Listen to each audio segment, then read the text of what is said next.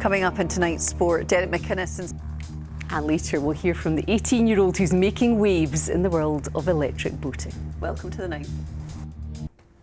A report by Natasha Turney. Right, time to turn our attention to sport. Amy is here and questions being asked of managers, yes, potential managers. We've been talking this week, haven't we, just about the departure of Stephen Naismith from Hearts, and naturally in football it just moves so fast. Attention then turns very quickly to who could potentially be in that position. And what tends to happen is managers who have done a good job or are doing a good job tend to be in that kind of favourite list somewhere. So we're going to start there. Thanks very much, Laura. Good evening. Derek McInnes, he has brushed aside suggestions that he could replace Stephen Naismith as Hearts head coach, saying he is fully focused on remaining as manager of Kilmarnock. Naismith. Meanwhile, Ross County manager Don Cowie says he is disappointed for his friend Stephen Naismith, but understands the expectations associated with managing one of the biggest clubs in the country.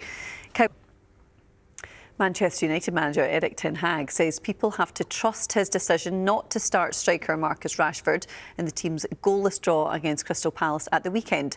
Pundits such as Alan Shearer and Jamie Redknapp have criticised the Dutchman for dropping Rashford to the bench despite him scoring 3 goals in United's 2 previous games. Elsewhere, Arsenal manager Mikel Arteta has rejected claims made by some Manchester City players that his team resorted to so-called dark arts to kill time when the Gunners led City at the Etihad on Sunday. Arsenal...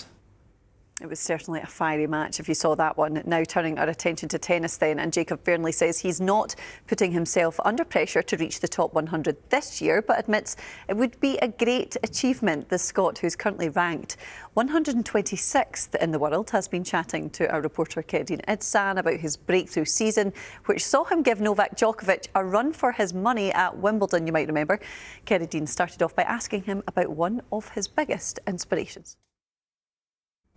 And best of luck to Scotland this weekend, Laura.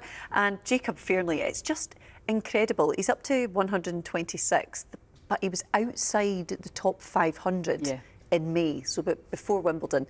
It's just incredible to see his rise through the ranks. And we need someone to take the spot of Andy Murray. We do, to take over the mantle, absolutely. Thanks, Amy. Thanks.